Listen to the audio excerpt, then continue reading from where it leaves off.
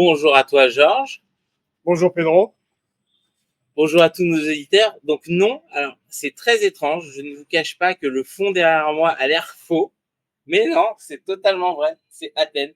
Et Georges est aussi à Le fond Athènes. derrière moi n'est pas faux. Mais c'est normal, on a un peu annoncé, vous l'avez annoncé, qu'on serait à Athènes. Et donc là, on est avec Pedro à Athènes Et c'est quoi ce truc pour les 4 là, jours à venir. Donc, là-bas là? Je vois une espèce de ruine derrière toi là. Ça me rappelle quelque chose. C'est quoi? je crois qu'il se moque de nous, Pedro, un peu. Donc, on a la chance d'être. Alors, pour rappel, on est invité ici en Grèce par Zoé Constantopoulou, avec qui on va faire une interview au Parlement grec. Et on va voir l'état de la politique en Grèce et aussi qu'est-ce qu'il advient de ce pays 10 ans après les, la trahison de Tsipras et la signature du mémorandum et l'application des politiques néolibérales de l'Union européenne qui ont conduit à des manifestations monstres il y a à peine un mois ici à Athènes et dans tout le pays, comme nous l'a raconté Olivier Delorme. Olivier Delorme qui est revenu en Grèce d'ailleurs, on le salue, peut-être qu'il nous regarde. Et donc voilà, effectivement, nous sommes à Athènes, un hôtel très sympathique. Euh, et derrière nous, Le Titania. Titania Hotel. Ouais, exactement. Au cas où vous viendrez à Athènes, on vous le recommande. Il a un prix tout à fait abordable, extrêmement bien situé. Et en plus, on a là, ce toit, ce rooftop, avec vue directe sur l'Acropole. Et sur le côté là-bas, vous voyez en fait, on voit l'Acropole. On est plutôt sur la vue nord. Un peu plus par là, vous avez l'entrée de l'Acropole avec un morceau du temple de Lyké. Et un peu plus loin, vous avez une sorte de tour en ruine. Et là, c'est la Pnyx. Et pourquoi la Pnyx? C'est parce qu'on va y aller tout à l'heure. Et on va vous faire une vidéo sur pourquoi les Européens font ce qu'ils font. Et pourquoi on va aller là-bas? Et parce que notre illustre président Emmanuel Macron est venu ici en 2017 justement expliquer aux Grecs eh bien, qu'il faut qu'ils se serrent la ceinture et aussi qu'ils vont construire la souveraineté européenne. Je pense que c'est un des sujets principaux en ce moment, Pedro. La souveraineté européenne, ça existe ça? En tout cas, ils essaient de la construire. Alors Et moi, je vois. c'est assez étonnant quand même d'être venu ici expliquer aux Grecs qu'ils ne travaillaient pas assez, qu'ils ne payaient pas assez d'impôts et qu'ils n'étaient pas sérieux, que quand même il fallait serrer la ceinture, ce qui veut dire, en langage macronien néolibéral, vendre des services publics, euh, tout privatiser, mener des politiques d'austérité. Et oui, je m'inquiète, je fais des petits gestes à côté parce que Pedro a le contrôle de la régie là, et il a des Non, gros parce que doigts. Et non, il mais tape très fort et ça bouge considérablement la caméra, il ne le voit en fait, pas. je t'explique parce que les gens me disaient depuis tout à l'heure, en fait, dans la composition des caméras, en fait, toi, tu regardais comme ça et moi, je regardais de l'autre côté. Et donc, j'ai essayé de trouver la bonne combinaison pour que tu me regardes et que je te regarde et que ça fasse logique visuellement à l'écran. Bon voilà, donc tout à l'heure on part en reportage, mais quand même on va vous assurer le matin ici les matinales. Et qu'est-ce qui se passe là? Parce que tu sais, il y, a, il y a eu un bug assez drôle. Alors, attendez, je vais cacher les noms parce que c'est, tu sais, quand le nom se répète. Et donc, il y avait marqué Georges Kuzmanovic pour nous deux. Et quelqu'un a dit, c'est pas grave, on a Georges cloné. Ah, c'est drôle. Georges Clooney. Georges Clooney. Voilà, t'as Voilà. compris. Bon. Et puis là, on ne le voit pas parce que Pedro n'a pas installé pour qu'on le voit, mais on est juste aussi à côté du mont Lycabette. Très intéressant, le mont Lycabette. Donc voilà, on va faire des reportages ici à Athènes, également rencontrer les associations eh bien, qui veulent avoir la vérité sur ce qui s'est passé dans ce terrible accident ferroviaire de Larissa, qui est la quintessence, le point culminant de l'absurdité des politiques néolibérales imposées par la Troïka, qui ont conduit à cet accident ferroviaire. Euh, Privatisation, moins de maintenance, moins de services publics, moins de personnel. Bref, ce qui s'est passé également en Grande-Bretagne avec les politiques néolibérales menées par la Grande-Bretagne, eh ben, c'est la destruction complète du système de réseau ferré en Grèce avec cet accident terrible qui a fait 52 morts, il y a maintenant 3 ans. Et donc les gens veulent savoir la vérité. Eh bien, on va aussi les rencontrer et faire un reportage là-dessus, ainsi que sur différents services publics. Voilà.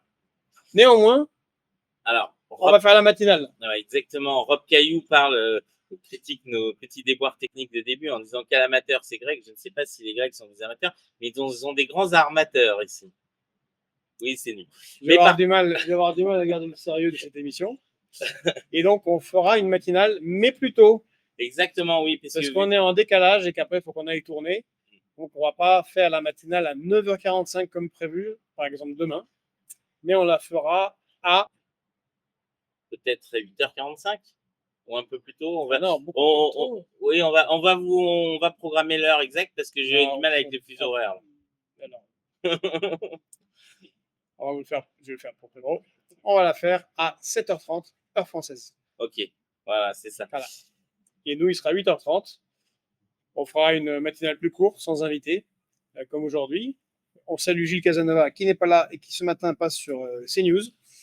Mais de toute façon, voilà, on ne pouvait pas le faire aujourd'hui avec lui. Et donc, on fera des matinales courtes, d'1 heure, de 7h30 à 8h30. Alors moi, je remarque un truc. Depuis qu'on est arrivé de l'aéroport d'Athènes, quand tu arrives à Paris, un des premiers trucs qui surprend, c'est que tu as un drapeau français, un drapeau européen, un drapeau français, un drapeau européen. Là, je vois beaucoup de drapeaux grecs et j'ai pas vu un seul drapeau européen. Alors, si, moi j'en ai vu un, c'est la mission de l'Union européenne. D'accord. C'est le bâtiment de l'UE. Mais ouais, il y a quand même beaucoup de drapeaux grecs. Ouais. Voilà, je crois qu'ils ont un petit ressentiment. C'est un peu comme les manifestations en Serbie. Madame Nathalie Loiseau, on en avait parlé, nous avait fait ce tweet magnifique en disant que en amalgamant tous les pays, la Hongrie, la Roumanie, elle a évité de parler de la Grèce quand même, hein, parce que bon, là ça aurait été too much. Mais elle a dit que c'était des manifestations pro-UE. Mais c'est pareil, en Serbie, il n'y avait pas un seul drapeau grec. Un seul drapeau européen. Par contre, il y avait des drapeaux grecs qui sont en solidarité un peu pour les mêmes raisons qu'avec le peuple grec. Et donc, on a plutôt dans les Balkans et en Grèce un début de résistance populaire à ce qu'est l'Union européenne. Alors, je vois que dans les commentaires, les gens disent que tu manques d'humour, Georges. Aujourd'hui, tu es très sérieux, mais peut-être que c'est aussi le contexte qui veut ça. Et en Stinger qui dit 7h30 la matinale, vous voulez nous tuer? Il y a des gens qui dorment à cette heure-là. On n'a pas tous le luxe de travailler. Vous voyez qui rigole. C'est drôle. Et c'est un vrai bout en train. C'est juste parce que voilà, c'est dans notre dynamique un peu Laurel et Hardy. Je ne dirais pas qui est Hardy ni qui est Laurel. Et vous savez qu'on peut la faire aussi différemment. C'est-à-dire qu'on peut éventuellement l'enregistrer tôt pour nous, ouais. pour pouvoir la filmer, et après vous la diffusez plus tard. Ça sera légèrement différé, ça sera une quasi-matinale, mais pour les commentaires, ça sera moins drôle, évidemment. Tout à fait. Alors, on va commencer sur un premier sujet. Donc, alors, je vais essayer parce que la table... Ce qui serait ballot, et là, attention, humour, ça serait dur de commencer sur un deuxième sujet.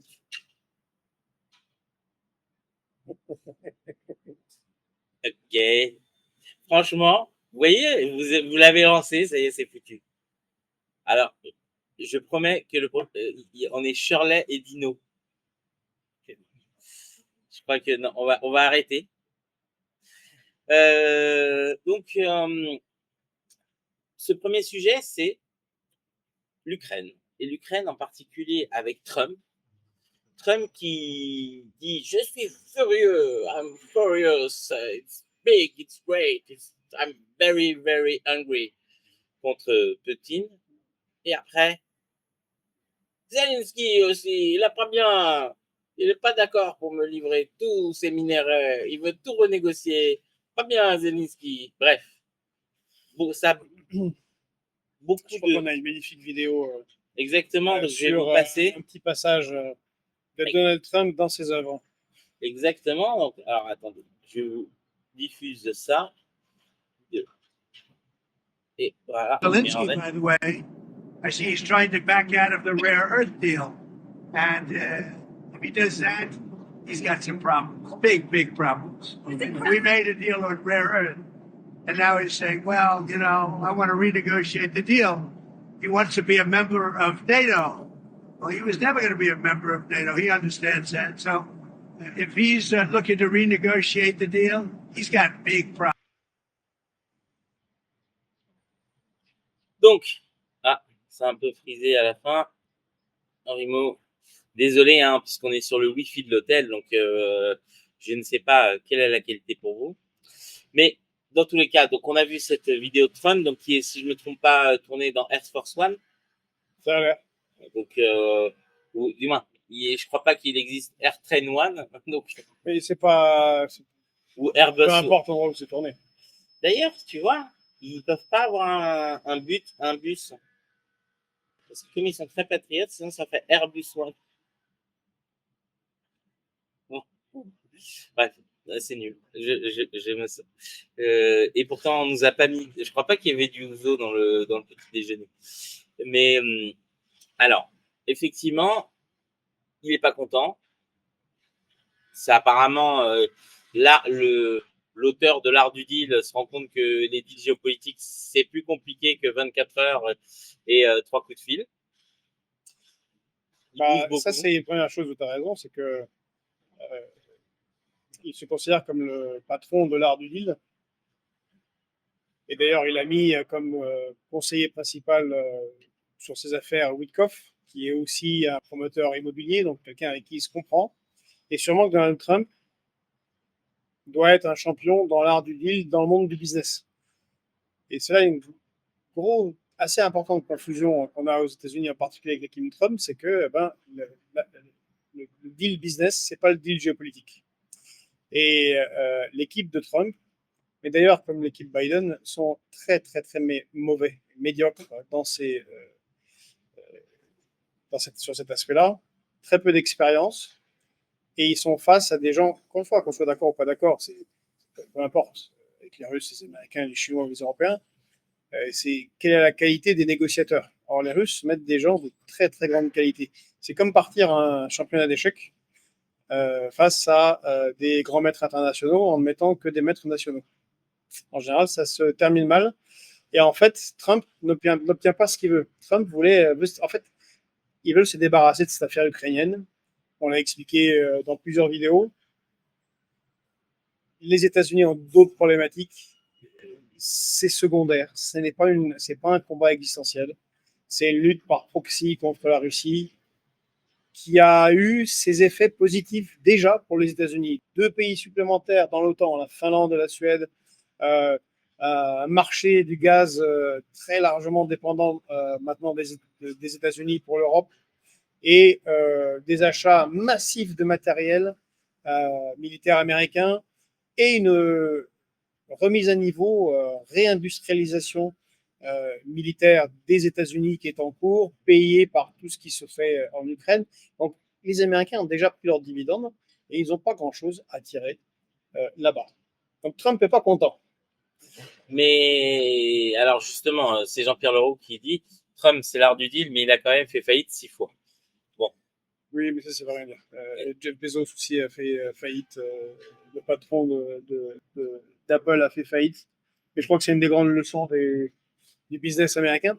Pour le coup, je les écouterai plutôt que sur les affaires géopolitiques. Il se fait qu'il y a une possibilité qui est donnée aux États-Unis pour les entrepreneurs, c'est de se planter. En France, vous planter, pour commencer, c'est très très très difficile. Là-bas, ils n'ont pas cette culture-là. Alors, pour revenir sur cet accord, sur les points... Alors, attends, juste vas-y. Avant que tu dises ça, parce que ça me permet de réagir sur les propos que Zelensky a tenus. Parce que Zelensky, justement, sur cette question des minéraux, a dit que déjà, pour lui, il n'avait jamais considéré que l'aide financière par les États-Unis, c'était des prêts, qu'en gros, tant pis pour eux, ils ont donné pour soutenir et que ils reverraient pas la couleur de l'argent, et ça, alors on peut pas dire qu'on est très amoureux de Zelensky, mais il défend sa souveraineté en disant hors de question de fournir mes centrales nucléaires, mes métaux précieux, etc. aux États-Unis. C'est ukrainien et ça restera. Alors ça, c'est un autre problème. Mais Zelensky, effectivement, n'a pas tort. autant casser du sucre sur le dos de Zelensky. D'abord, il n'a pas entièrement tort sur ce qu'il a dit, parce qu'on a fait l'effort de vérifier longuement. Donc, Donald Trump, on sait, a un rapport avec les chiffres qui est un peu aléatoire, hein, même très aléatoire. Ça lui sert de moyen de pression. Donc, il a parlé de 500 milliards, de 300 milliards. En fait, selon les chiffres américains du Congrès lui-même, les Américains ont donné quelques 183 milliards à l'Ukraine. Et encore, une partie n'est pas réellement, enfin, bonne moitié n'est pas réellement allée en Ukraine. C'est pour ça que Zelensky a dit qu'il n'a pas vu, il n'a jamais vu plus de 100 milliards. C'est pas complètement faux. Parce qu'une bonne partie est allée immédiatement et directement rester aux États-Unis pour améliorer et renforcer l'appareil industriel américain.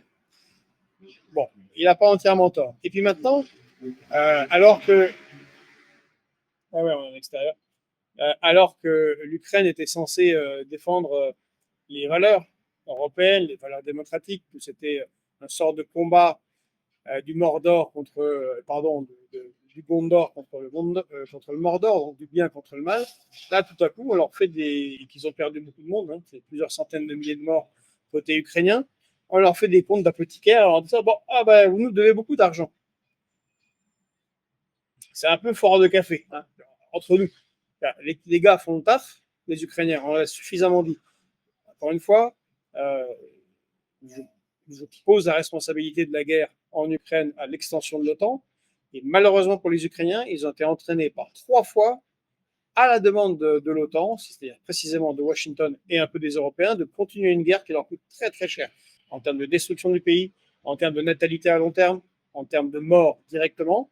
Et maintenant, on leur demande de payer. De payer pourquoi ? Pour avoir mené la politique des autres. C'est totalement abusé. Donc, il s'agit de quoi ? En fait, il s'agit d'un racket généralisé des États-Unis en disant, bon, on vous a prêté de l'argent pour que vos gars meurent contre nos ennemis, et maintenant, faut nous payer nous, et on vous prend toutes vos richesses du sol, ainsi que vos centrales. Pour un montant de 500 milliards, ça veut dire 3 fois la somme engagée réellement.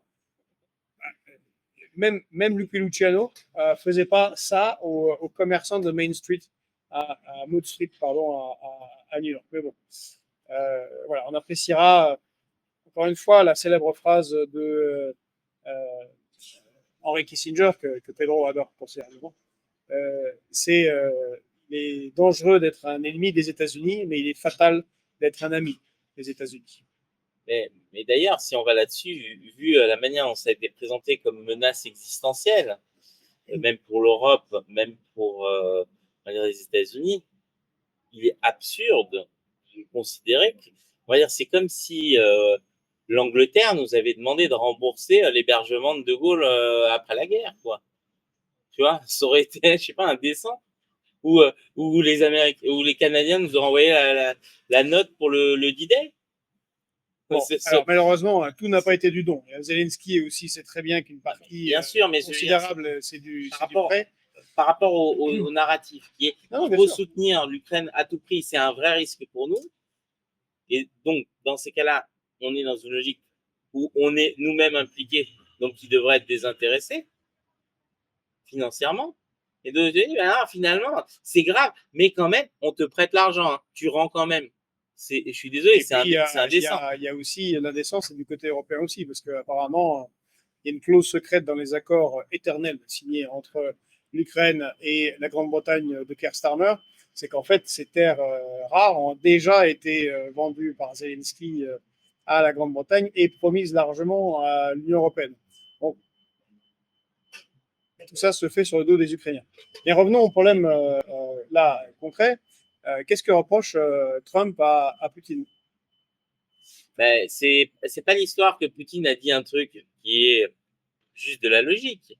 Ben, il n'y a plus d'élections en Ukraine. Il faudra organiser des élections de manière démocratique avec des observateurs internationaux et qu'il y ait une force d'interposition de l'ONU, donc à la manière de la FINUL ou de ce qu'il y a eu à Haïti ou dans d'autres pays, je crois au Timor, etc., pour pacifier, pour observer.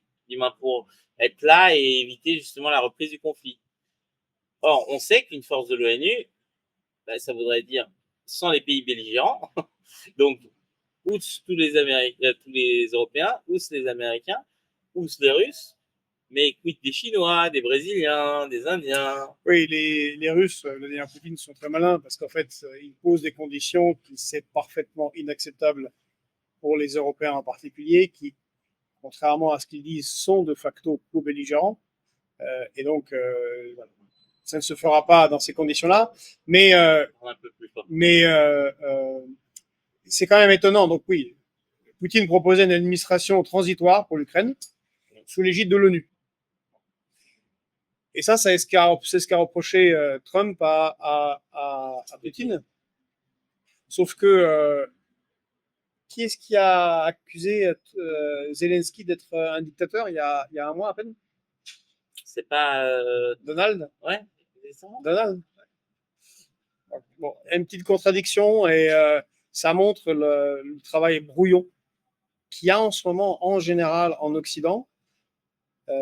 Et c'est quelque chose que nous, on entend avec Pedro, chez les Brésiliens, chez les Chinois, chez les Indonésiens, en général dans les pays BRICS, mais pas que. C'est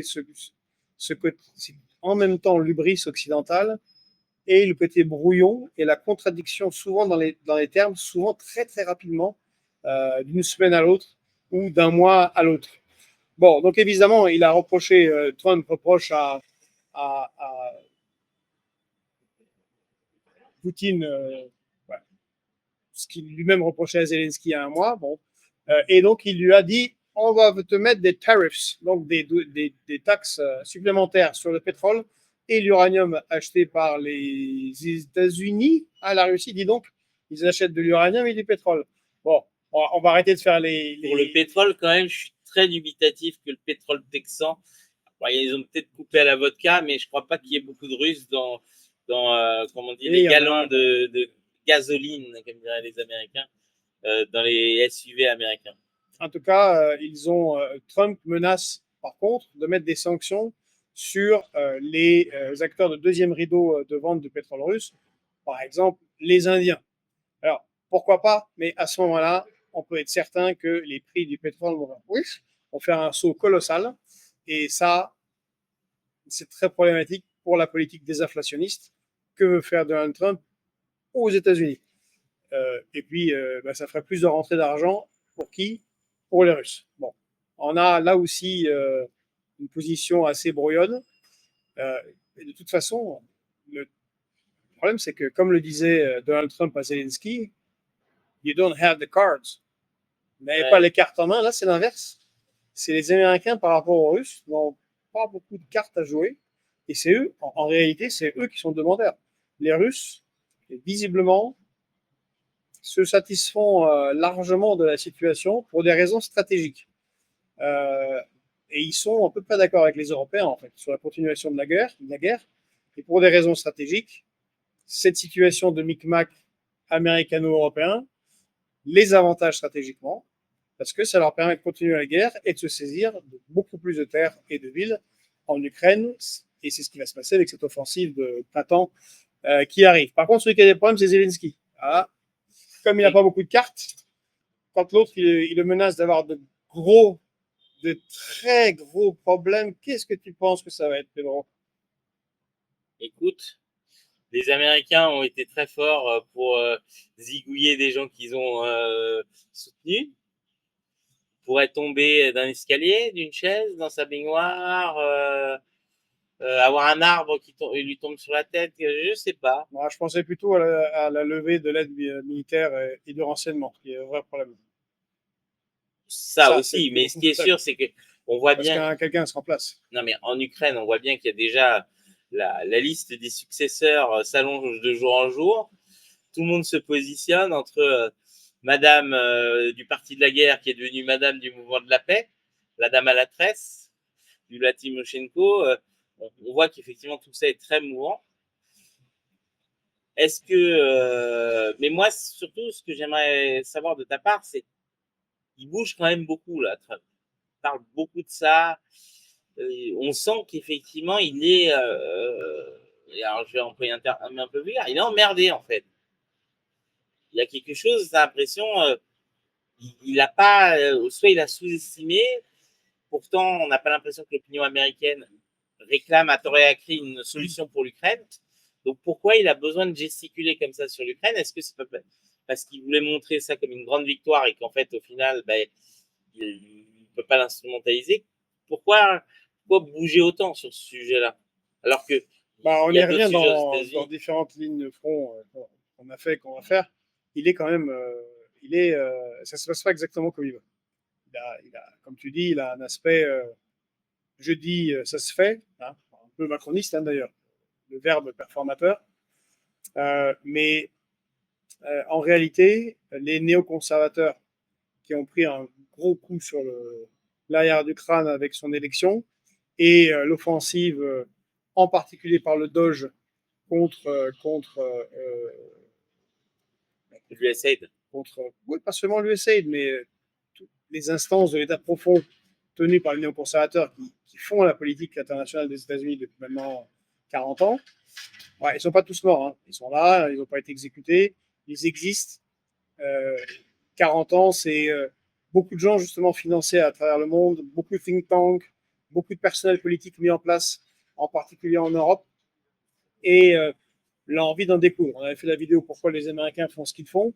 S'il y a une défaite en Ukraine, définitive, c'est déjà une défaite pour l'OTAN et l'Ukraine, mais ça pourrait être une défaite beaucoup plus grave, c'est la mort du projet néoconservateur et donc un gros problème pour les carrières de tous ceux qu'ils ont installés, les Macron, les von der Leyen, les Kaya Kallas, et ainsi de suite. Donc ils résistent et le bras de fer est, contrairement à ce que pourrait donner l'image que donnent les propos de Macron, de Keir Starmer, de Donald Trump, c'est moins entre l'Occident, l'Europe et la Russie. De toute façon, il y a déjà un bras de fer depuis maintenant 10 ans, que entre Washington et Bruxelles. C'est là qu'il y a un affrontement. Et Donald Trump s'excite un peu parce que il a en face à lui une résistance nette des néoconservateurs aux États-Unis et en Europe. Et chacun menace l'autre de choses. Et l'Armageddon qu'a entre les mains Donald Trump, c'est couper toute aide à l'Ukraine. Ça aura peu d'effets politiques pour lui dans le pays, enfin aux États-Unis. Par contre, c'est un effet maximum sur les néoconservateurs et les Européens. Alors moi j'ai une question justement parce que de l'autre côté, on va dire, l'Ukraine est le dossier préféré de Donald Trump, mais J.D. Vance a un dossier ce temps-ci, c'est le Groenland. Et en particulier, j'aimerais montrer une image parce que moi ça m'a surpris, où il dit, les propos sont réitérés que de toute façon, si j'ai bien compris, Trump a dit le Groenland d'une manière ou d'une autre sera américain. On l'avait fait dans l'analyse du discours au Congrès. Tout à fait. A way or another. Voilà. Et donc cette image, c'est que donc J.D. Vance a fait un discours donc au Groenland pour convoquer d'ailleurs un référendum. J'adore parce que le Groenland appartient au Danemark, c'est quand même un pays souverain. Que je sache, on a dit le plus grand mal de la Russie qui avait convoqué un référendum en Crimée, mais en réponse à ce que l'OTAN et du moins l'Europe et les États-Unis avaient fait au Kosovo et en Bosnie, etc.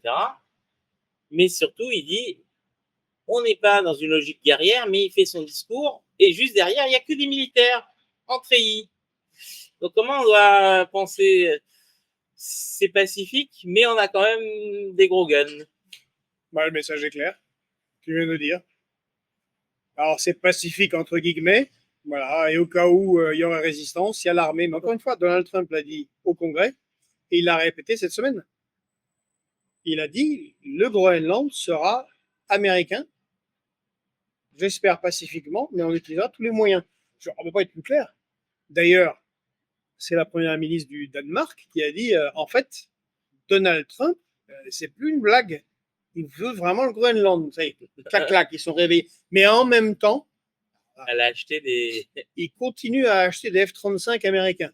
Parce que, comme ils ont déjà acheté des F-35, pour qu'ils n'aient pas plusieurs chaînes logistiques et de maintenance, ce qui peut sembler logique, et ils rachètent d'autres F-35. Rappel, si vous n'aviez pas entendu, le F-35 fait partie de ce matériel américain qu'ils vendent et sur lequel ils ont le contrôle bien qu'ils vous l'aient vendu. Attends, C'est-à-dire qu'il faut rebooter tous les 2 ou 3 jours pour que l'avion décolle. Donc s'il y avait un conflit, tu veux dire que si, par exemple, d'un seul coup, les États-Unis arriveraient avec leur flotte pour envahir le Groenland et que les Danois devraient faire décoller leurs avions pour contre-attaquer, ben en fait, ils pourraient pas parce que le Pentagone dirait non. pour le moment, ils n'ont pas beaucoup de F-35. Puis bon, entre nous, sérieusement, le Danemark ripostant aux États-Unis, Je c'est un peu une sous-estime farce. pas le pouvoir du Lego. Moi, je pense que s'ils mettent plein de Lego comme ça sur la côte du Groenland, les soldats qui vont arriver avec leurs Rangers vont se niquer les pieds. Pour tout parent qui connaît le plaisir de marcher sur un Lego, voilà. Moi, je pense que on sous-estime les mines antipersonnelles fabriquées au Danemark.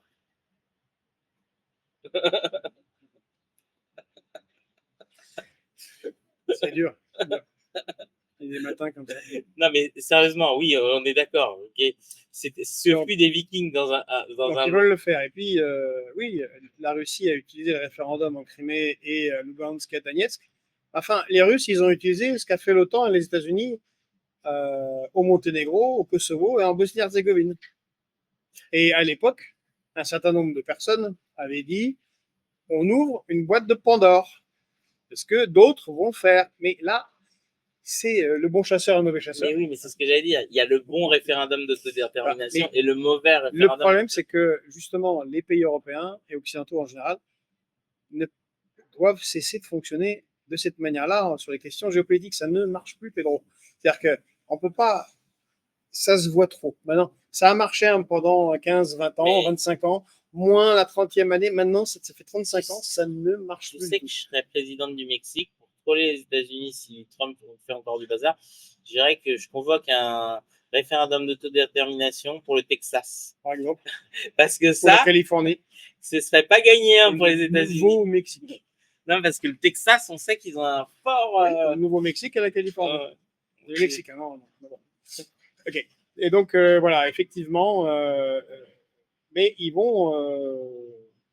Moi, je pense qu'ils vont tout faire pour le prendre. Sauf que on sent l'agitation et le côté un peu brouillon de l'administration. Alors, justement, il y a dans ce brouhaha complet, on voit que Trump aussi, d'un seul coup, il y a eu, je sais pas si on peut dire une balle perdue, hein, j'aime pas le terme, mais ça sort de nulle part, du moins, ça sort de nulle part. Par rapport au contexte, je voyais pas l'urgence pour lui de communiquer là-dessus, mais d'un seul coup, il menace l'Iran de bombardement. Alors, ça a raté pour les Houthis. Malgré ces bombardements très forts et impressionnants, les greatest bombardements ever, tu vois, bah, ça a pas fait grand-chose. Les Houthis, ils continuent à faire leur truc de Houthis. Et alors, il s'en prend aussi à la Russie, mais qu'est-ce qu'il veut? Parce que justement, là, il fait feu de tout, hein, dans tous les sens. Mais écoutez, il y aura une ligne de front sur la situation en Iran, à notre retour de Grèce, à moins que les choses s'accélèrent beaucoup. Personnellement, je crois que ça fait partie de l'offensive néoconservatrice.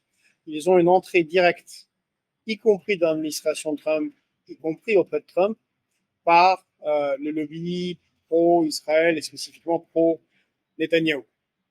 Il est aligné, ainsi que le gros de son administration, sur la ligne Netanyahou de dégagement des Palestiniens, faire le grand Israël. Et le bombardement, alors c'est intéressant parce que le bombardement des Houthis a entraîné une réaction qui, on ne se rend pas compte à quel point elle est jugée hypocrite et méprisable par le Sud global. Pourquoi? Qu'est-ce qu'on a eu comme réaction? Oh, mon Dieu, ils ont utilisé Signal pour se parler entre eux. Ça respecte pas le règlement Z472B de je ne sais quelle loi américaine. En fait, c'est faux. Signal est utilisé, a déjà été accepté sous d'autres présidences américaines. Ils n'ont pas mis, ils n'ont pas dit que c'est secret, absolument secret. C'est pareil, c'est totalement secondaire, mais c'est en fait à ce niveau-là, les personnes, quand elles écrivent quelque chose, c'est automatiquement secret confidentiel d'État. Et déjà, il y a déjà des dispositions légales de ce point de vue-là. Et on discute pourquoi est-ce que ce journaliste d'Atlantico était dessus. Alors, soit en passant, ce journaliste d'Atlantico, de plus en plus, c'est un néocon. Je pense de plus en plus que ma thèse qu'on a développée ici sur la matinale, c'est Waltz qui a fait exprès, parce que Waltz est un néoconservateur à la base, et Goldberg, qui est le journaliste d'Atlantico, est très proche de lui. Et c'est un néocon fou furieux. Il est pour une guerre absolue en Ukraine et pareil contre les Palestiniens. Bon. Mais ce qu'on n'a pas abordé, personne en Occident, ni sur LCI, ni sur TF1, ni sur CNews, ni sur CNN, ni sur BBC, ni sur Site ou ZDF ou Rayuno, nulle part, à moins que vous l'ayez entendu et on est prêt à regarder ça dans les commentaires. Les États-Unis ont à nouveau unilatéralement bombardé des civils, parce que les cibles bombardées chez les Houthis ne sont pas militaires. On a au moins 50, 60, 70 morts civils, dont des enfants, hors de toute réglementation, et alors que les Houthis ne faisaient plus rien. Parce qu'ils ont, depuis qu'il y avait l'accord de cessez-le-feu avec les Palestiniens, entre Israël et les Palestiniens, parce que ça continuait en Cisjordanie, mais entre Israël et les Palestiniens de Gaza, ils n'ont rien tiré ni menacé aucun bateau. Donc là, ils remettent une pièce dans la machine avec une grande inefficacité, mais encore une fois, une inefficacité parce que c'est des civils qui ont été tués. Mais tu as dit un truc l'autre jour sur X vis-à-vis des Houthis qui m'a redonné un espoir. Alors, ça m'a créé une vision très étrange. Tu as dit que les Houthis, c'était un peu les Ewoks qui se battaient contre l'Empire, et qu'à la fin, c'est quand même les Ewoks qui gagnent. Je me suis demandé si la fin de l'hégémonie américaine ne pourrait pas venir des petits Houthis. Non, parce qu'elle n'est pas venue des petits Vietnamiens, des petits Afghans, des petits Irakiens. En fait, ils perdent à chaque fois leur guerre, et ça ne marche pas. Non, mais c'est intéressant, parce que ça ne marche pas. Par contre, il y a, pour revenir au sujet principal, il y a un déploiement massif de bombardiers stratégiques à Diego Garcia. Vous prenez l'océan Indien, juste en dessous de l'Inde, vous descendez 2000 km et vous arrivez sur cette île britannique qui est de facto cédée aux États-Unis, Diego Garcia, qui est une des plus grosses bases militaires américaines et d'où partent beaucoup des bombardements sur le Proche et Moyen-Orient, en Afghanistan. Donc il y a une concentration là d'effectifs aériens qui pourrait présager d'une frappe en Iran pour enlever le programme nucléaire militaire américain. Or, là-dessus, c'est très important. Premièrement, le guide suprême, depuis 2003, prohibe la poursuite des recherches sur le nucléaire militaire iranien. C'est prohibé. Deuxièmement, l'Agence atomique internationale dit qu'il n'y a aucune indication qu'il soit en train de fabriquer une bombe nucléaire. Donc on est à nouveau dans une décision unilatérale américaine qui est très, très, très, très compliquée. Encore une fois, là, on a un push des néoconservateurs. C'est une volonté de Netanyahou, mais c'est très problématique puisque les Russes et les Iraniens, l'avant-veille de la nomination de Trump, ont signé un accord stratégique de coopération militaire. Et par ailleurs, 40% de l'approvisionnement en hydrocarbures chinois vient d'Iran. Un bombardement sur l'Iran, c'est un blast sur l'économie mondiale en tentant d'affecter plus la Chine que les États-Unis. Mais les conséquences seront extrêmement lourdes. Alors là, comparé aux taxes sur le pétrole, on aurait un pétrole qui partirait vraiment en vrille et ça serait absolument incontrôlable en termes économiques. Je ne vois pas d'acteurs qui pourraient tenir le coup et endiguer une crise mondiale à partir de là. Ne parlons pas si les Iraniens font une riposte dans le détroit d'Ormuz et le bloquent d'une manière ou d'une autre, parce que comme vous savez, plus de la moitié des transports en hydrocarbures passe par le détroit d'Ormuz. C'est une catastrophe pour les Émirats arabes unis et pour l'Arabie saoudite. Donc tout le monde est très très très tendu. Et à nouveau, on ne sait pas ce que fait Donald Trump. Et s'il fait ça, ben évidemment, ça casse, même s'il n'y a pas d'accord, les Russes ne vont pas les soutenir à 100%. Rien n'est inscrit comme ça dans l'accord avec l'Iran, mais ça endommagerait toutes les tentatives qui ont à peine commencé de négociations entre les États-Unis et la Russie. Là, ça met une confrontation de bloc à bloc. Ça casse complètement la dynamique lancée par Trump d'essayer de décorréler la Russie et de la Chine. Ça ressoudra encore plus autour de l'Iran, parce qu'ils sont tripartitement alliés. Récemment, il y a eu plusieurs manœuvres militaires russo-sino-iraniennes. Si on part là, bien en fait, Trump sera ramené par les néoconservateurs qui le poussent sur le dossier israélien sur les positions néoconservatrices. Et ben, il soutiendra l'Ukraine à nouveau militairement, massivement, et rien n'aura changé. C'est là où on en est. Alors, Georges, tu parlais du rapport étrange des États-Unis avec la vérité.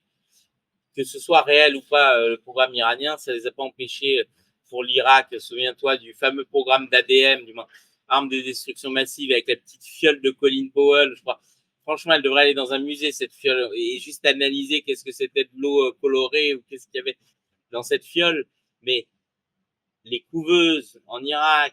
Non, mais c'est pour ça que ça vaut le coup quand même de rappeler que voilà, la réalité de la situation nucléaire iranienne. Mais le problème n'est pas là. Le problème est en fait, Donald Trump. Ils trouveront l'excuse qu'ils auront pour faire ce qu'ils veulent faire. Certes, ils feront comme ont toujours fait les Américains. Mais le problème, c'est que Donald Trump, il faut qu'il choisisse ce qu'il veut, en fait. Est-ce qu'il veut réellement une multipolarité, comme il l'a dit, et une refonte générale des relations internationales? Ou alors, est-ce qu'il veut continuer ce vers quoi le poussent les Européens, enfin les Européens, je parle de Keir Starmer, Macron, von der Leyen, Kaja Kallas, ce genre d'Européens-là, et là où le poussent les néoconservateurs, c'est-à-dire revenir à une politique très classique américaine de tentative d'hégémonie et de confrontation avec le reste du monde. Bah, l'Iran, là, ça pourrait être très très explosif, beaucoup plus que pour l'Ukraine, qui est jugée par le Sud global et la Chine comme très très secondaire par rapport à leur problème. En fait, quelque chose que j'ai été déçu, bon, de toute façon, je suis toujours déçu par lui, par notre cher président Emmanuel Macron, mais c'est justement dans l'affaire du Danemark. Il aurait pu très bien faire un coup de fil à la première ministre du Danemark. Il a dit, n'achetez pas les F-35, on vous remplace tout par des Rafales. Ça aurait été plus malin. Oui, mais ils ont tenté, je crois. Ah, ça peut marcher. Ils parlent même de déploiement de force au Danemark. Parce que tu vois, on aurait pu se marrer au Kremlin quand même. On aurait pu tirer notre épingle du jeu.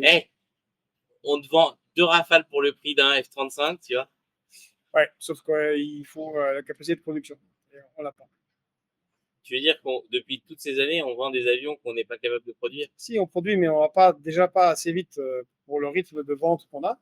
Parce qu'on vend quand même, malgré les blocages des Américains, on vend quand même.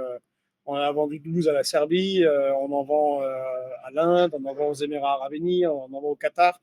Donc c'est plutôt pas mal. C'est un beau succès, mais on n'a pas les chaînes de production pour suivre. Et là, pour le coup, c'est pas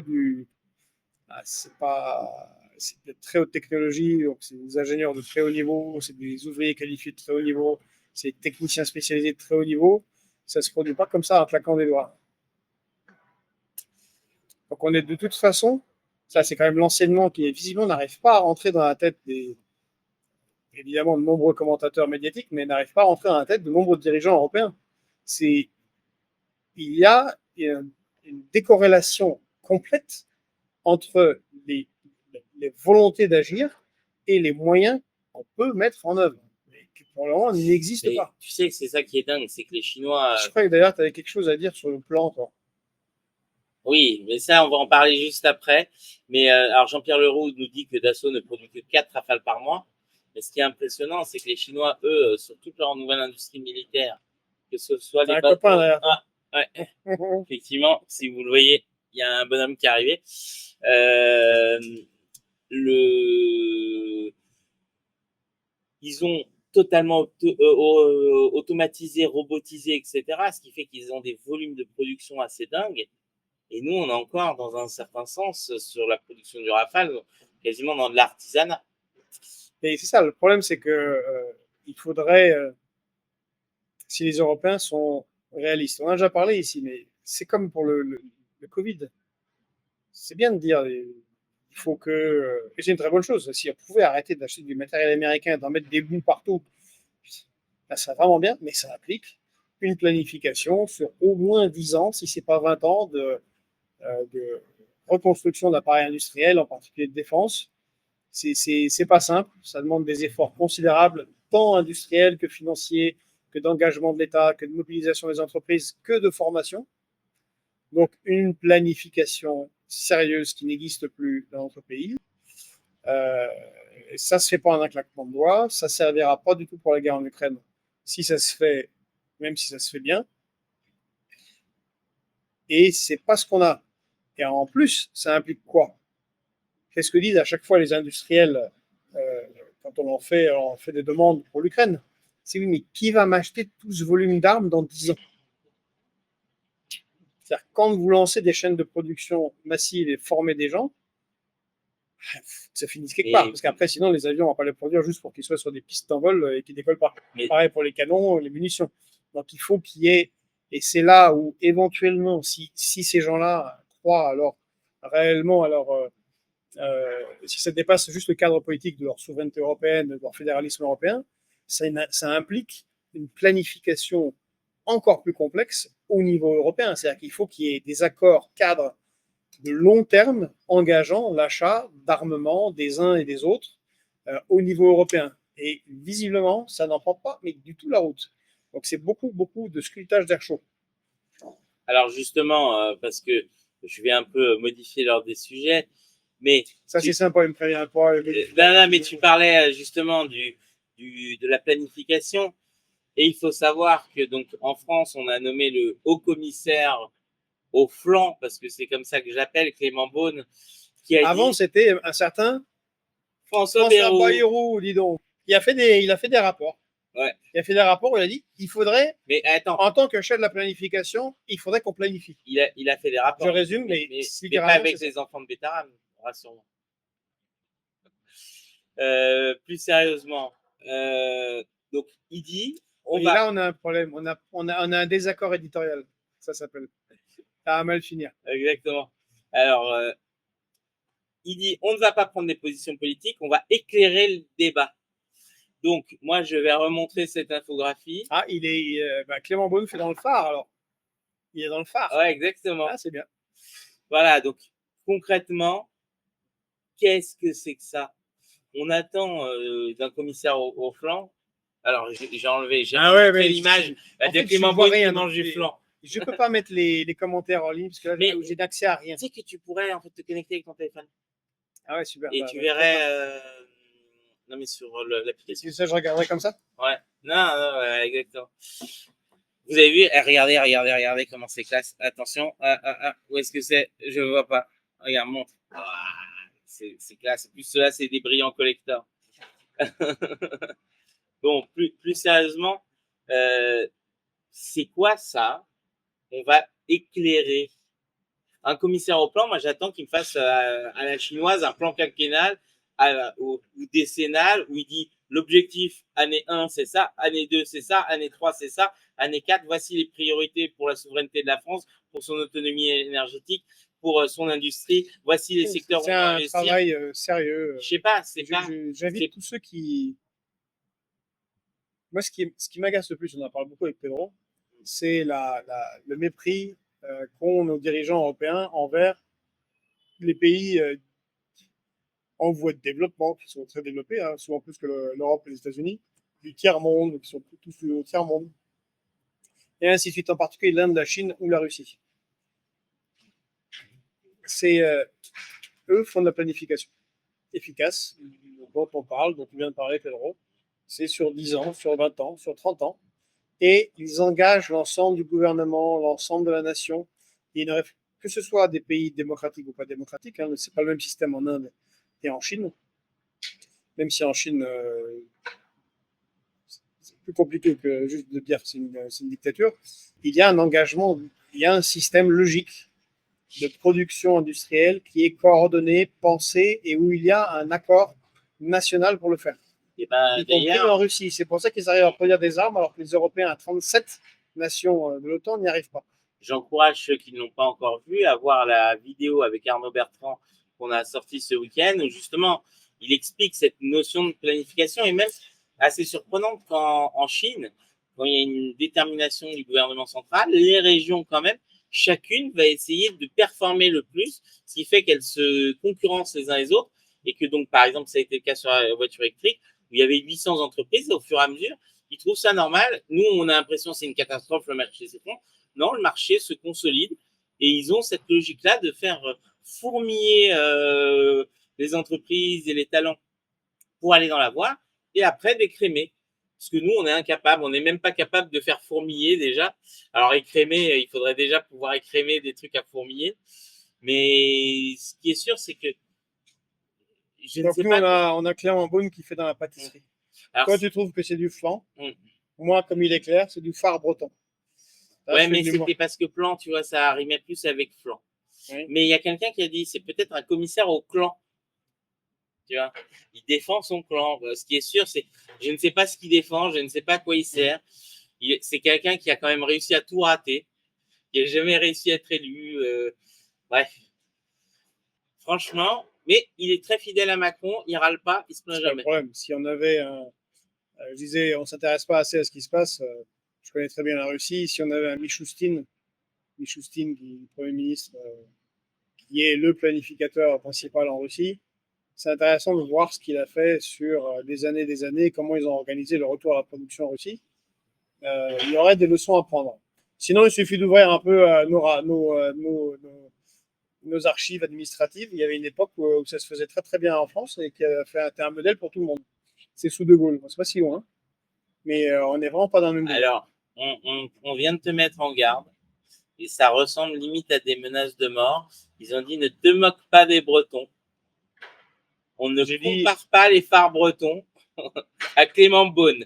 Apparemment, tu deviens interdit de séjour. N'oublie pas que ces gens ont fait exploser des McDonald's. Ils sont sérieux. Il ne faut pas rire. On va se retrouver quand on va revenir à Roissy avec des coups de bolet de cidre dans la tête. Tu vois, moi, tu dis, tu files un mauvais coton. Attention, on ne rigole pas avec les adorateurs des menhirs et des dolmens. C'est hors classe. Alors, plus sur un sujet français, alors ça reste un peu les États-Unis, mais il y a de temps en temps, comme diraient mes enfants, je ne sais pas si on peut le dire ça comme ça, mais je déteste, hein, je leur interdis de dire cette expression, à chaque fois ça m'énerve et tout, mais ils disent chais, pour dire c'est bien fait pour ta gueule. Et donc on a le MEDEF donc, qui a reçu une lettre de l'ambassade américaine aux entreprises françaises. C'est pas que le MEDEF. Hein? Oui, les entreprises françaises. Et donc, cette lettre dit, comme nous, on a décidé que c'était fini la discrimination positive, si vous finissez pas avec la discrimination positive chez vous, c'est fini l'accès aux États-Unis. Alors, ceux qui connaissent Star Wars connaissent l'ordre 66. Là, c'est l'ordre 1473. C'est le décret 1473 Alors, qui interdit le wokisme. Alors, pourquoi moi je dis bien fait pour eux? À force de vouloir importer des directives, puisque ça vient des États-Unis, cette logique de surdiversité, d'inclusion complètement incontrôlée, etc., et qui n'a jamais réglé les différences sociales et les problèmes de discrimination en réalité, le jour où les États-Unis changent de braquet, et nos entreprises se retrouvent coincées. Parce qu'en plus, nous, on a fait des lois pour pour être sympa avec les Américains. On a voulu se mettre en conformité. Concrètement, aujourd'hui, si moi, je serais de nos entreprises, je dirais aux États-Unis, mais alors je suis désolé, c'est un peu vulgaire, mais quand même, on est français, on fait ce qu'on veut. C'est pas aux États-Unis de dire comment les entreprises en France doivent être gérées et si elles ont une politique de discrimination positive ou négative. Ça les regarde pas. Si à la limite elles sont aux États-Unis et elles opèrent, c'est une chose. Mais est-ce qu'on demanderait à une entreprise saoudienne, nous Français, il faut que vous embauchiez plus de femmes? Ça se fait pas. Tu vois, on peut le regretter, mais on n'a pas à l'imposer. Certes. Tu vois, mais en même temps, je trouve qu'ils payent leur fait que cette vassalité en permanence aux États-Unis à vouloir faire tout pareil comme eux, bah maintenant, ça leur revient un peu en pleine tête quand même. Ça nous revient tout le temps en pleine face. Alors là, ce que j'aime beaucoup, c'est, je vais le lire, c'est la réaction de Patrick Martin, le président du MEDEF. Patrick Martin nous dit: bien sûr que l'on avait connaissance de ce décret, le 1473, mais on n'imaginait pas qu'il serait appliqué avec une forme d'extraterritorialité, comme ça semble être le cas maintenant. Et ça c'est vraiment, c'est de la farce. On n'imaginait pas, mais l'extraterritorialité du droit français, du droit américain sur la France, s'est appliqué de très nombreuses fois. Patrick Martin, président du MEDEF, vous pouviez parfaitement imaginer que ça arriverait. Comment a été acheté de force Alstom? Merci Emmanuel Macron. C'était pas un problème de compliance bizarre qui est sorti du la BNP aussi qui avait été la BNP, des amendes, de très nombreuses entreprises de cette manière. Les Américains utilisent l'extraterritorialité du droit américain pour imposer leur domination. On va être simple, c'est leur domination en utilisant tel ou tel bout de loi qui sont créés. Alors le problème n'est pas d'aller sur le sujet particulier de là maintenant Trump il est anti-woke, qui veut plus d'égalité homme-femme par exemple dans les directions des entreprises. Ça c'est pas bien. Il veut plus d'accès préférentiel pour des personnes en situation de handicap ou ce genre de choses. Et il veut contraindre les pays, puisque c'est ça ce qui est la lettre qui est envoyée, il veut contraindre les pays qui appliqueraient des règles, comme a dit Pedro, que les États-Unis, d'autres règles que les États-Unis avaient imposées avant. Ça veut dire que ça suffit. En fait, il faut vraiment, s'il y a quelque chose, s'il y a un moment à saisir pour l'ensemble des pays européens, qu'ils se voient tous ensemble unis dans une immense fratrie plutôt pas démocratique, fédéraliste européenne, où chaque pays européen pris séparément, mettre un terme définitif à l'acceptation de l'extraterritorialité du droit américain, quelles que soient les lubies des États-Unis. Parce que ça se trouve, le problème, c'est que ça se trouve, comme il y a une telle pression américaine sur nous, en vrai, on fait des claquettes. Le ministère Bercy a dit: oh non, non, non, nous avons des valeurs européennes. Oh non, nous, surtout pas. Patrick Martin: ah non, nous, on a des valeurs, on va pas changer la loi. Les autres fois où les États-Unis ont fait ce genre de forcing, à chaque fois, il y a la même réaction. Oh non, nous, on ne fera pas, nous, on résistera. Je me souviens à l'époque quand Donald Trump avait cassé les accords sur le nucléaire iranien. C'était lors de son premier mandat. De manière étonnante, Bruno Le Maire avait résisté. Il avait dit: non, nous n'acceptons pas, ça a été négocié pendant 15 ans. Non, non, non, non, non. 6 mois après, qu'est-ce qui se passe? Il convoque piteusement les grands acteurs économiques français implantés en Iran et leur dit: il faut partir, faut quitter l'Iran parce que les Américains, ils ont décidé. Ben oui, nous, on n'était pas d'accord, mais ils ont dit que maintenant, il faut faire. Il faut partir. Par exemple, on répète tout le temps, mais c'est tellement grossier comme ça faire. Peugeot avait quitté le marché iranien, dont il contrôlait quand même 40% du marché automobile. C'était bien pour nos exportations. Et il a été immédiatement remplacé par qui? Ford. Bon, c'est l'occasion, puisqu'il y a une forme de réveil de ce côté-là, par tous ceux qui avant avaient avalé toutes les couleuvres, avant ils trouvaient magnifiques tous les règlements et impositions des États-Unis, mais qu'enfin on se dise: on arrête. Et là, je fais un petit parallèle avec les lois mémorielles. J'en ai parlé régulièrement. Les lois mémorielles imposées par le politique, c'est dangereux. Pourquoi? Parce que demain, vous pouvez avoir une formation politique autre qui prendra le pouvoir et aura à sa disposition une législation qui lui permettra de faire ses lois mémorielles à elle. Et ça, franchement, ça serait une très très mauvaise idée. Donc, indépendance en tout point. J'espère que ce sera l'occasion d'un vrai sursaut. Mais tu sais que sur l'extraterritorialité du droit américain, dans l'histoire de la civilisation, ceux qui ont appliqué ça, c'est par exemple l'Empire anglais avec les pirates. C'est-à-dire si tu ne respectais pas les règles maritimes imposées par les Anglais, on te balançait des pirates dans la tête. Si tu avais les Français avec les corsaires, mais c'est surtout récemment et au XXe siècle, c'est les groupes mafieux. C'est les groupes mafieux qui allaient et qui décidaient, par exemple, si tu étais à Naples et que tu voulais ouvrir ton truc, ils disaient bah, mes règles s'appliquent à toi.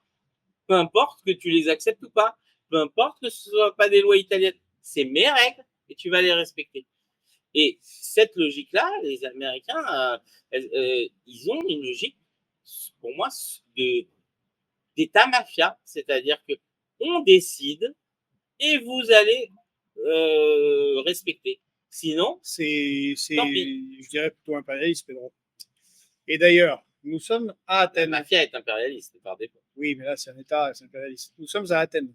Et là, derrière nous, on a on a Parthénon, là, sur sa colline. Bon, certains spécialistes connaissent, savent de quoi je vais parler, en réaction à ce qu'a dit Pedro.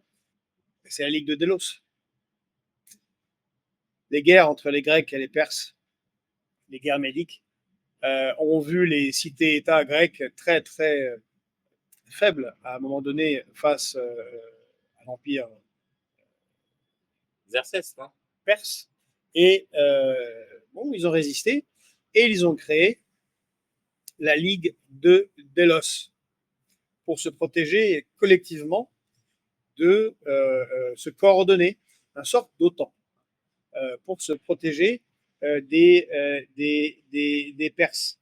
Alors, le truc, c'est que Athènes, avec sa flotte, avait un avantage comparatif, donc une thalassocratie, comme les Britanniques et les Américains, avaient un avantage comparatif et, eh bien, doucement, de ligue d'organisation de la défense, de coordination des États, cités-États pour se protéger des Perses et pour ne pas se retrouver dans des situations difficiles comme avait été certes des victoires comme Salamine ou Platée, mais de se retrouver dans une situation où on pouvait s'organiser. Et bien petit à petit, cette Ligue de Délos a viré vers eh bien, la mise en place d'un empire athénien.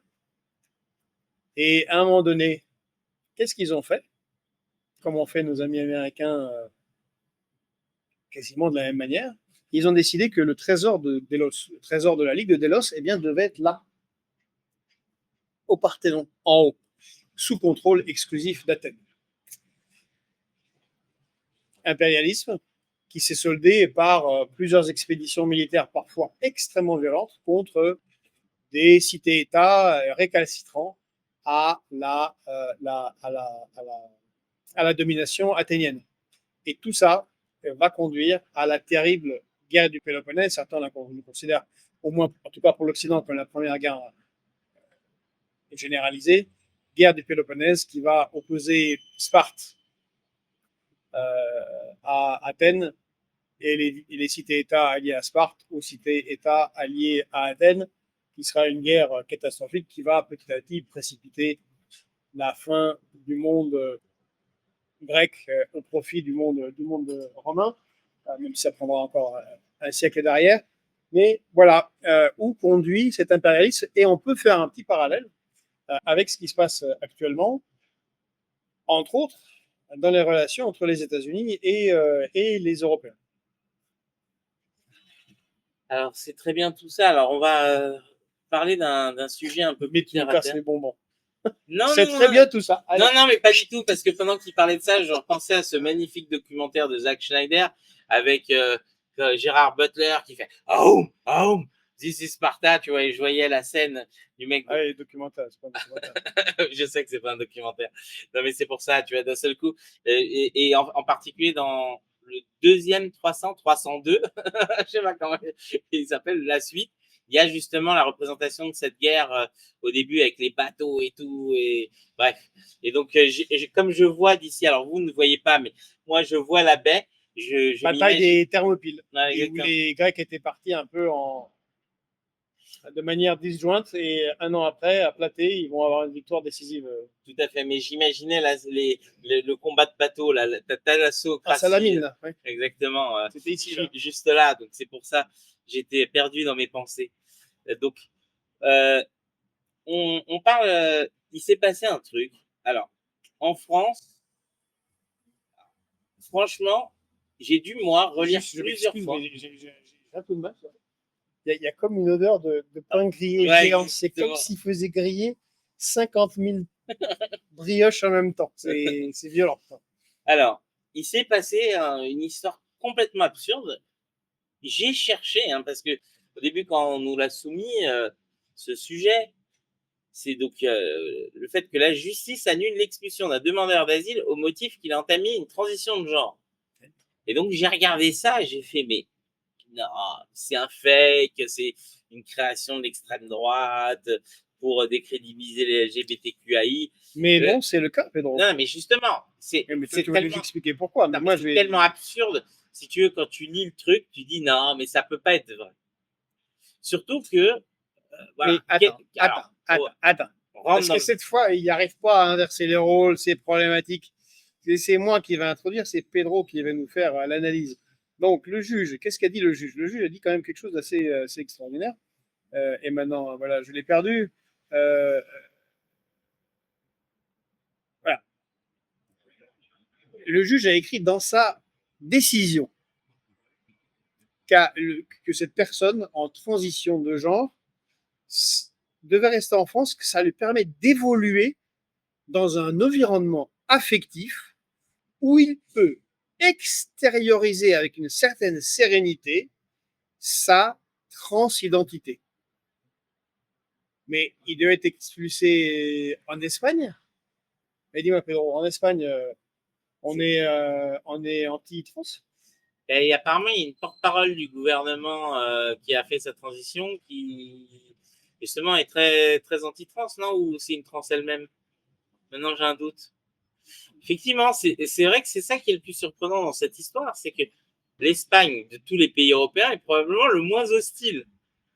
Donc, Ça, j'aurais tendance à dire, si le mec est, pardon, si cette personne au genre indéfini, puisqu'on sait toujours pas si c'est un homme qui veut devenir une femme ou une femme qui veut devenir peu un homme. importe.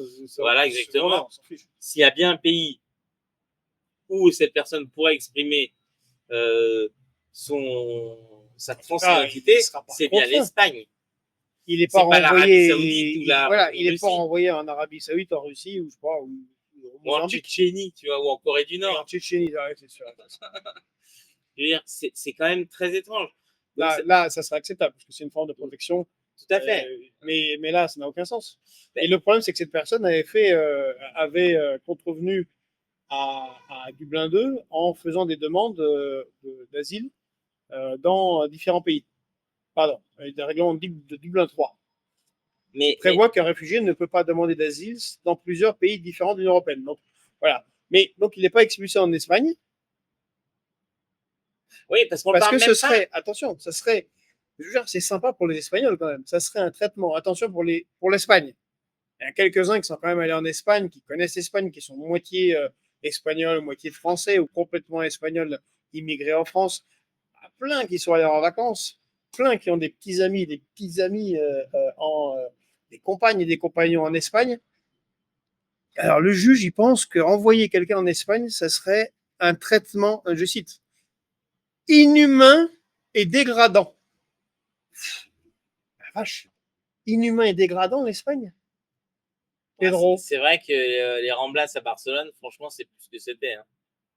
C'était blindé de gens et tout, c'est dégueulasse. Non, mais blague mise à part, est-ce que c'est pas une manière cavalière de traiter un pays européen voisin qui a une histoire multiséculaire, membre de l'Union européenne, en considérant qu'y envoyer quelqu'un serait un traitement inhumain et dégradant? Non, mais c'est Ça veut dire surtout. qu'on considère que l'Espagne est un pays bouseux sous-développé, barbare, c'est une sorte de tous des machos qui font de la corrida, complètement En cons, mangeant de la et paella. qui je sais pas, contraignent les femmes et ne supportent pas les trans. Mais je crois qu'ils sont pas allés en Espagne depuis Torquemada, depuis 2 siècles, hein, depuis l'Inquisition. Voilà. Peut-être qu'ils pensent qu'il y a l'Inquisition en Espagne encore. Mais ce qui est incompréhensible en plus dans cette histoire, on parle même pas de refuser la demande d'asile de cette personne.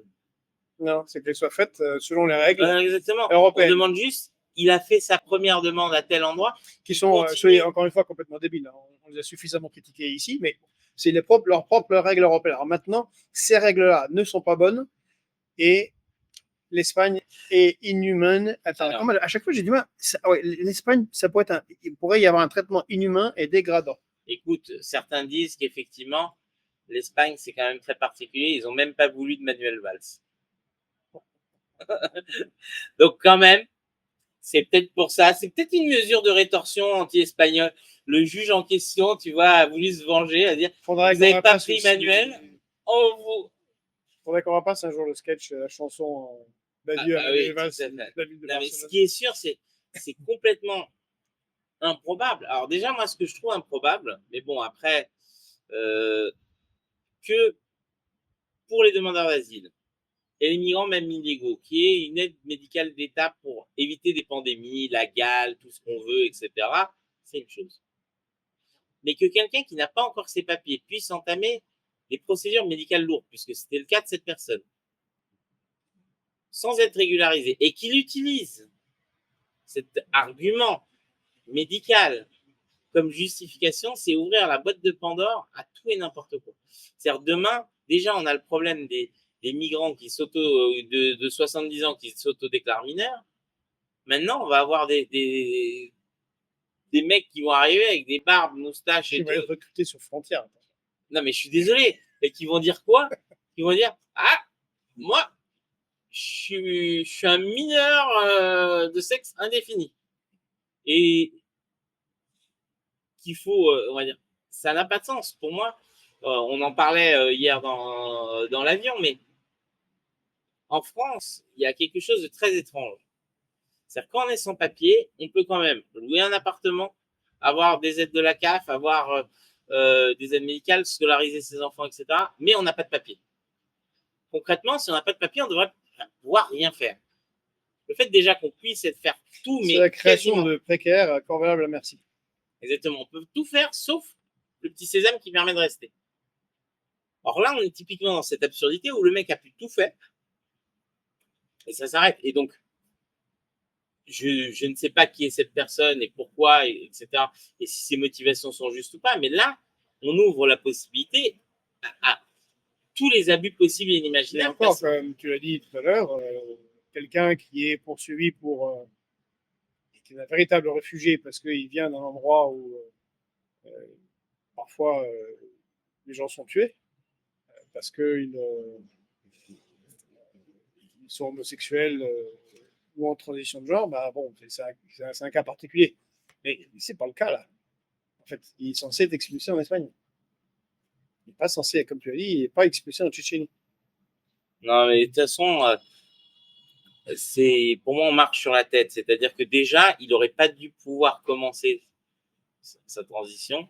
Après, il peut y avoir des médecins privés payés. Oui, mais là, c'est pas le cas. Et en plus, si je me trompe pas, il a bénéficié de l'aide juridictionnelle pour son cas. Donc, c'est, en gros, on donne le bâton pour se faire battre. C'est ça qui est assez fou. Alors maintenant, qu'on soit bien clair, moi, je trouve, et ça, c'est un truc qui est pour moi incompréhensible, on devrait être capable de traiter en moins d'un mois les demandes d'asile. Alors parfois, c'est long, parfois, il faut faire des enquêtes, etc. Mais il est normal que des gens restent demandeurs d'asile pendant 2, 3, 4 ans, une espèce de stase, Oui, mais la cour enfin, ceux qui s'occupent des demandes d'asile travaillent plutôt bien, en fait. Et même font souvent ils sont en manque d'effectifs, c'est clair. Non, mais Mais néanmoins, ils font rapidement. C'est pas tellement le problème. Ni d'ailleurs enfin, juste le problème, c'est que quand ils refusent l'asile, la personne ressort dans la rue avec un ticket de métro. Et donc, l'asile est refusé, mais on en crée un sans-papier. Oui, c'est le C'est fameux truc de l'OQTF volontaire. oui, C'est-à-dire c'est très, que très étrange comme procédure. C'est pas. je pense qu'en boîte de nuit, si on disait aux gens bourrés, si on enlevait les videurs et on demandait les départs volontaires de tous les récalcitrants, ce ne serait pas très efficace. Enfin bref, alors, on va devoir accélérer un peu parce qu'en fait, la batterie de l'ordinateur est en train de descendre doucement. Et donc, il tient très bien quand on monte et tout, mais là, pour le live, je vois que ça draine beaucoup. Et donc, il nous restait un petit sujet, c'est cet accrochage, si on peut dire ça comme ça, entre la France et la Russie. Parce que donc, la Russie veut faire des bases aux Comores, si j'ai bien compris. Non. Alors, Alors là, pour le coup, c'est un véritable lieu d'affrontement entre la Russie et la France. Alors, ok, on peut trouver les responsabilités. ah oui, c'est une ambassade aux On Comores. les a Pardon. suffisamment indiquées, hein. Euh, Chacun, en fonction de ses accointances, de ses goûts et de ses jugera qui est responsable en premier. Mais là, en ce moment, on a un affrontement là, très concret entre la France et la Russie. Puisqu'il faut se rendre compte que les Russes sont le plus énervés par les pays européens et spécifiquement la France. Car ils ne comprennent pas, eux, ils ne comprennent pas quels étaient les intérêts de la France, pourquoi la France sabre ses propres intérêts avec l'Ukraine et donc conflit.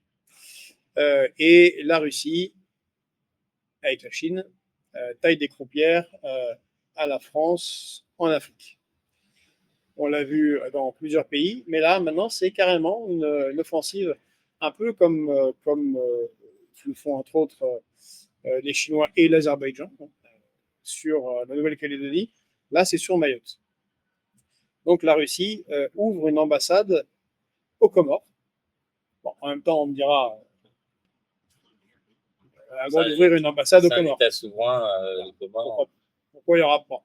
C'est vrai que les relations entre la Russie et les Comores sont quand même à un niveau crise de zéro absolu. Tout de suite. Et que, bon, l'ambassade semble pas. Évidemment, ils ont tout à fait le droit. Semble pas la chose la plus urgente hein, pour la Russie. Mais l'idée est évidemment de faire pression sur Mayotte, enfin la France, en faisant pression sur Mayotte. Et là, il y a un petit paradoxe européen, c'est que dans cet affrontement géopolitique global, les Russes, ben, oui, utilisent l'arme, comme on dit, l'arme de la migration. Et on peut se demander si ils ne vont pas faire comme ils peuvent le faire dans d'autres pays, comme en Libye, qu'ils contrôlent. Hein. Ça, c'est encore une fois, faut-il le rappeler, nous avons eu ce génie extraordinaire avec Nicolas Sarkozy. Mais bon, c'était une mission otanienne, demande de Washington, d'aller renverser Kadhafi.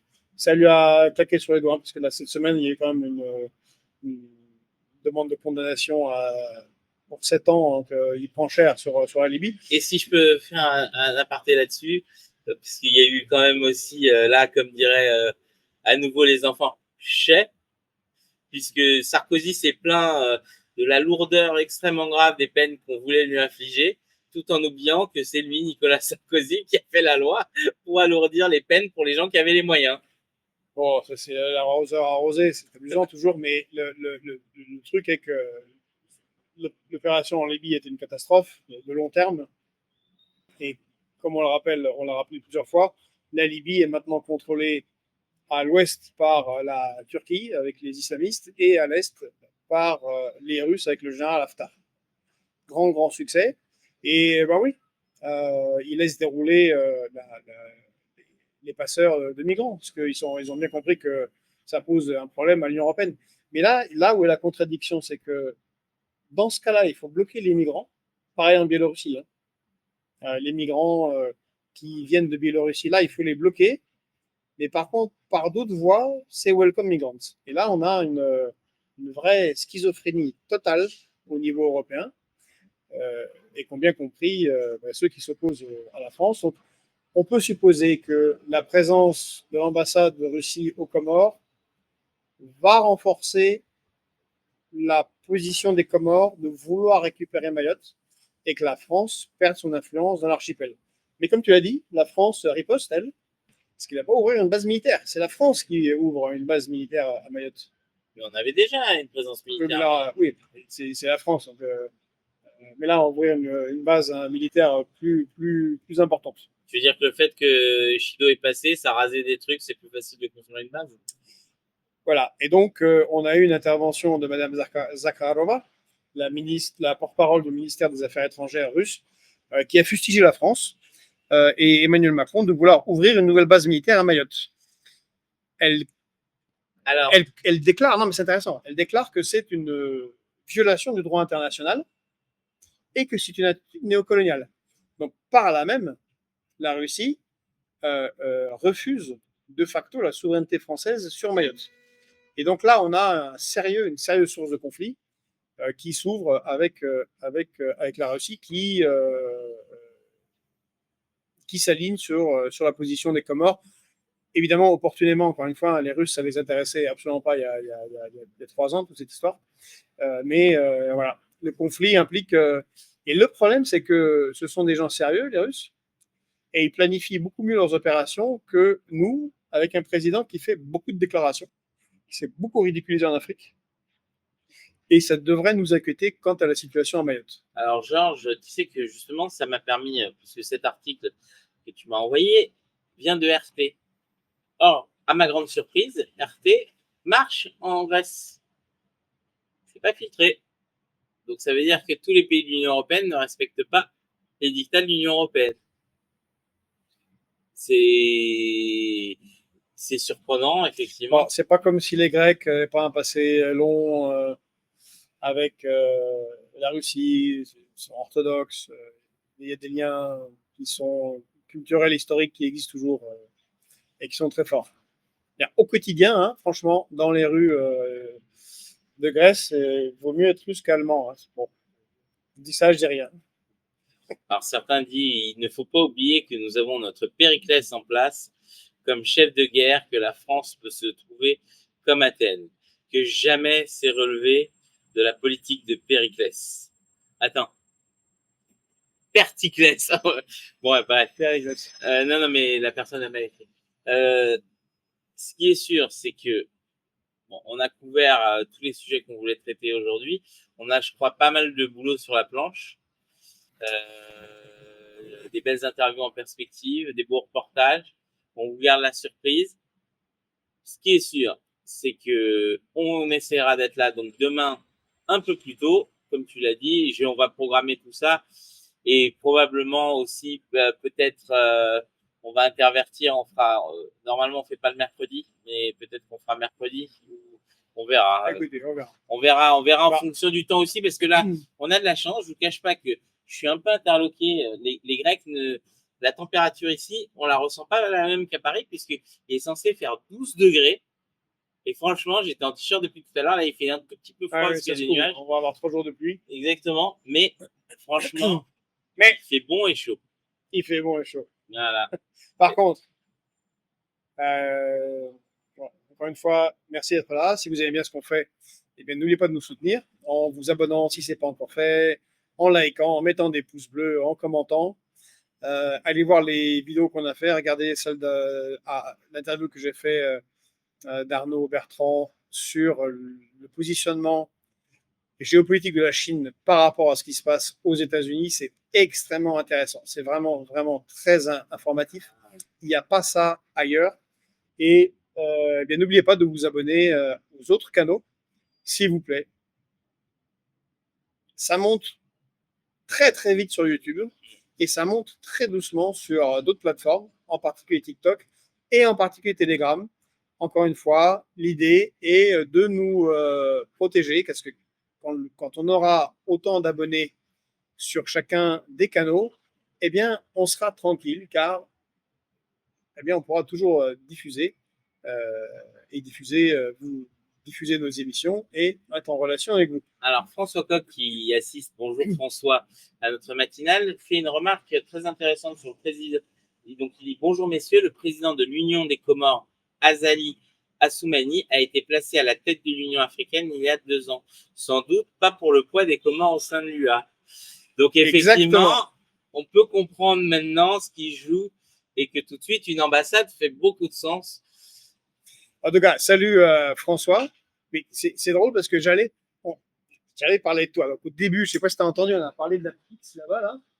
On voit la tour là, à côté, enfin, de l'autre côté de l'acropole.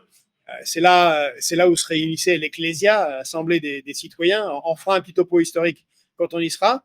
Et on souhaitait parler de souveraineté européenne. Donc, on reparlera de ton livre, Alerte à la souveraineté européenne, mais directement de là-bas, parce que c'est de là-bas que notre président Emmanuel Macron a lancé sa troisième fois en 2017 sa volonté de faire la souveraineté européenne.